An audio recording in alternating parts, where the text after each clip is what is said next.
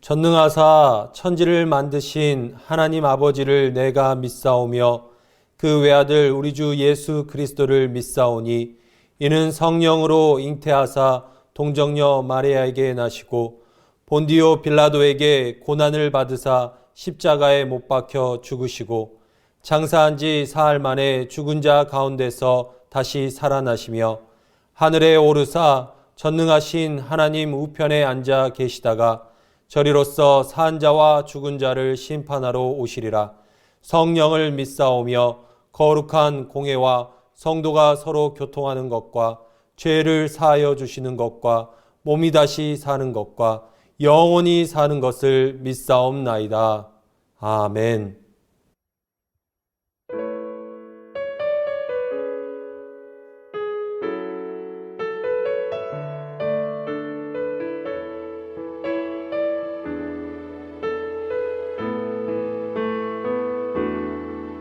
주님 나를 택하사 잃어버린 자에게 아버지의 사랑을 나누게 하시네.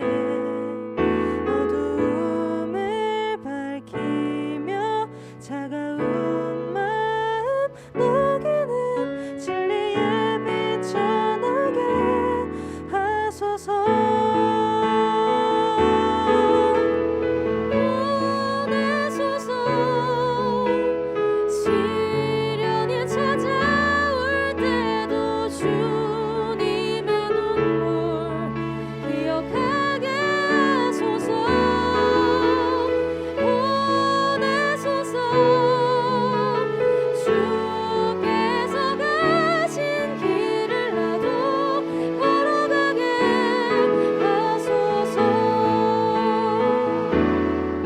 성령으로 힘하사 소망 없는 자에게 생명의 그 말씀을 전하게 하시네. 목자 없는 양같이 방황하는 저들에게 주의 사랑 전하게 하소서.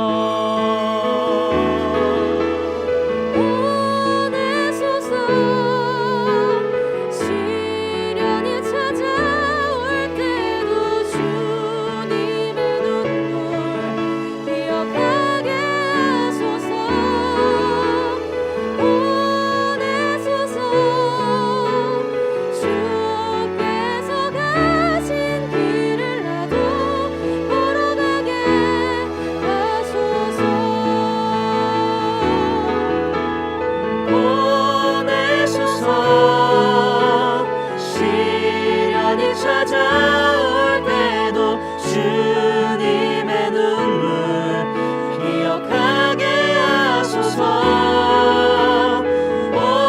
보내소서. 주께서 가신 길을 나도 걸어가게 하소서.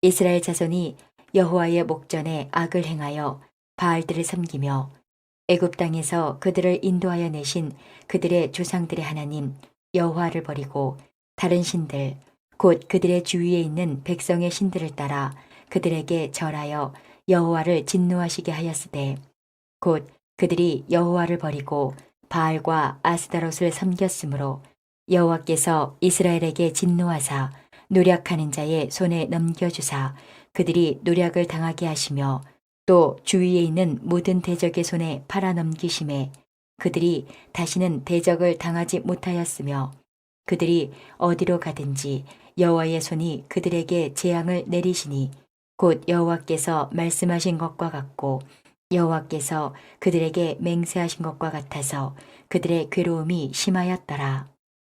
여호와께서 사사들을 세우사 노략자의 손에서 그들을 구원하게 하셨으나 그들이 그 사사들에게도 순종하지 아니하고 오히려 다른 신들을 따라가 음행하며 그들에게 절하고 여호와의 명령을 순종하던 그들의 조상들이 행하던 길에서 속히 치우쳐 떠나서 그와 같이 행하지 아니하였더라. 여호와께서 그들을 위하여 사사들을 세우실 때에는 그 사사와 함께 하셨고 그 사사가 사는 날 동안에는 여호와께서 그들을 대적의 손에서 구원하셨으니 이는 그들이 대적에게 압박과 괴롭게 함을 받아 슬피 부르짖음으로 여호와께서 뜻을 돌이키셨음이거늘 그 사사가 죽은 후에는 그들이 돌이켜 그들의 조상들보다 더욱 타락하여 다른 신들을 따라 섬기며 그들에게 절하고 그들의 행위와 패역한 길을 그치지 아니하였으므로 여호와께서 이스라엘에게 진노하여 이르시되 이 백성이 내가 그들의 조상들에게 명령한 언약을 어기고 나의 목소리를 순종하지 아니하였은즉 나도 여호수아가 죽을 때에 남겨둔 이방 민족들을 다시는 그들 앞에서 하나도 쫓아내지 아니하리니 이는 이스라엘이 그들의 조상들이 지킨 것 같이 나 여호와의 도를 지켜 행하나 아니하나 그들을 시험하려 함이라 하시니라. 여호와께서 그 이방 민족들을 머물러 두사 그들을 속히 쫓아내지 아니하셨으며 여호수아의 손에 넘겨주지 아니하셨더라. 오늘 말씀에서 하나님은 진노하시는 하나님으로 나오십니다. 이스라엘 백성들이 하나님을 버리고 또 가나안 신들을 우상 숭배했기 때문이에요. 여러분, 그 진노하시는 하나님에서 우리는 역설적으로 사랑의 하나님을 보게 됩니다. 왜냐하면 이스라엘이 음행을 저지르는데도 하나님께서 진노하시지 않는다? 그건 이스라엘을 사랑하지 않는 것이기 때문이에요. 만약 결혼한 한 부부가 있는데 신부가 바람을 피웁니다. 불륜을 합니다. 그런데 그 남편이, 신랑이 전혀 화도 나지 않고 무덤덤하다? 그것은 그 신부를 전혀 사랑하지 않는 것이죠. 사랑했기 때문에 신부의 음행에 대하여 불같은 분노가, 진노가 있는 것입니다. 교회의 신랑 되시는 주님의 마음이 그와 같습니다. 내가 내 백성을 사랑하여서 내가 값을 치르고 이 신부를 아름답게 만들어 가나안 땅, 약속의 땅으로 데려왔는데 신혼집을 그곳에 차렸는데 그 땅에 다른 신들에게 절하고 우상 숭배하고 음행을 하고 있으니 하나님은 진노하시는 것이죠. 성경은 그래서 그런 우상 숭배를 음행이라고 표현을 하는 것입니다. 오늘 17절 말씀 보겠습니다. 그들이 그 사사들에게도 순종하지 아니하고 오히려 다른 신들을 따라가 음행하며 그들에게 절하고 여호와의 명령을 순종하던 그들의 조상들이 행하던 길에서 속히 치우쳐 떠나서 그와 같이 행하지 아니하였더라. 하나님은 이 이스라엘의 우상 숭배를 마치 나의 사랑하는 신부가 외간 남자와 불륜하는 현장을 목격하는 것처럼 진노하시는 것이에요. 음행의 사건으로 보십니다. 그래서 성경은 하나님을 질투하시는 하나님이라고 하는 것이죠. 여러분, 하나님께서 여러분을 이처럼 아주 열렬히 사랑하십니다. 여러분을 열렬히 사랑하시기에 우리의 그 음행에 대해서 열렬히 진노하시는 것이에요. 그래서 하나님은 자기 백성에게 징계를 하셔서라도 그 음행에서 빠져나오도록 하시는 것이죠. 그래서 하나님은 내가 하나님이 아닌 것을 더 사랑할 때 하나님은 나를 너무 사랑하셔서 뜨겁게 질투하시는 하나님이심을 기억하시길 바랍니다. 그 질투하시는 하나님의 뜨거운 사랑을 우리는 깨닫고 돌이켜야 합니다. 우리는 그래서 음행하는 여인이 아니라 정결하고 거룩한 신부로 하나님 곁에서 동행해야 하는 것이죠. 죄인들은 자꾸 우상 숭배로 빠지는 우리에게 소망이 있는 이유가 있습니다. 그것은 바로 은혜의 하나님께서 우리가 간절히 기도하고 회개할 때 그 진노를 거두시기 때문이에요. 오늘 18절 말씀입니다. 여호와께서 그들을 위하여 사사들을 세우실 때에는 그 사사와 함께 하셨고 그 사사가 사는 날 동안에는 여호와께서 그들을 대적의 손에서 구원하셨으니 이는 그들이 대적에게 압박과 괴롭게 함을 받아 슬피 부르짖음으로 여호와께서 뜻을 돌이키셨음이거늘. 아멘. 여러분, 아무리 우리가 큰 죄를 짓는다 할지라도 우리가 눈물로 기도하며 하나님 앞에 무릎 꿇고 간절히 구하면 하나님은 그 기도를 들으시고 진노를 거두시고 우리의 기도에 응답해 주시는 참으로 선하신 하나님이십니다. 여러분, 신부가 간음을 했습니다. 그런데 신랑이 그 장면을 목격을 했는데 그 신부를 용서하고 다시 같이 결혼 생활을 하며 용서하며 사는 것이 쉬운 일일까요? 너무나 어려운 일일 것입니다.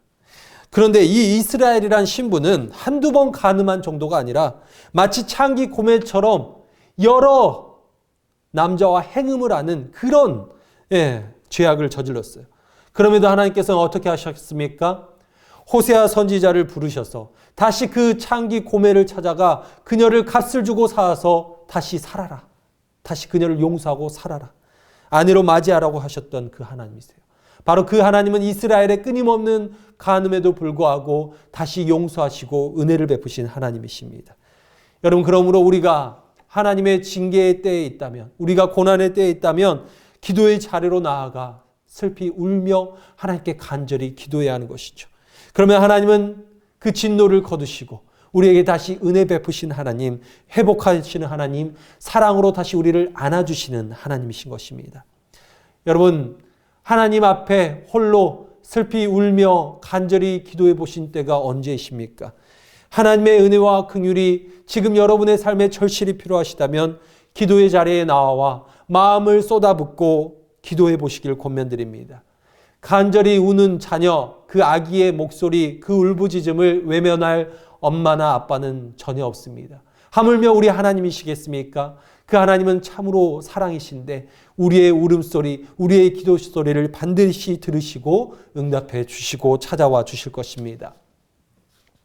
오늘 또 말씀 19절부터 23절에서 하나님은 이방 민족들을 이스라엘 앞에서 쫓아내지 않겠다고 그렇게 선포하십니다.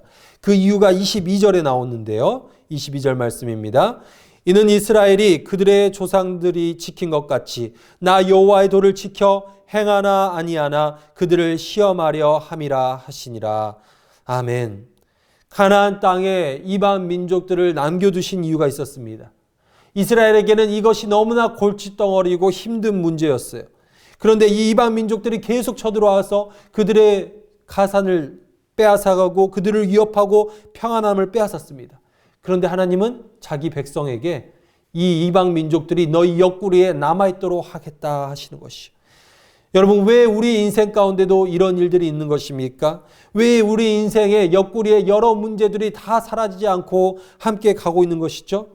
그 이유 중에 하나는 하나님께서 우리로 하여금 하나님의 말씀에 순종하나 하지 않나, 하나님을 정말 믿는 믿음을 가지고 있나 있지 않나를 시험하기 위함이 있는 것이죠.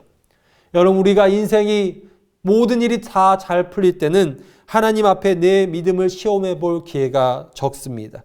그러나 정말 어려운 선택의 문제를 앞두고 있을 때, 내 인생에 고난이 닥칠 때, 마치 아브라함이 아들 이삭을 바쳐야 되는 그런 상황에 직면하게 될 때 그의 믿음이 증거가 되었고 그의 믿음이 한층 더 성숙하게 되고 하나님 앞에 인정을 받게 된 것이죠.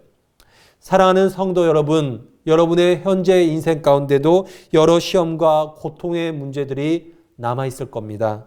그런데 그 시험과 고통의 문제를 통해서 하나님께서 여러분을 낙심시키거나 여러분을 그 시험에 넘어져서 낭망하게 하려고 하시는 것이 아니고요.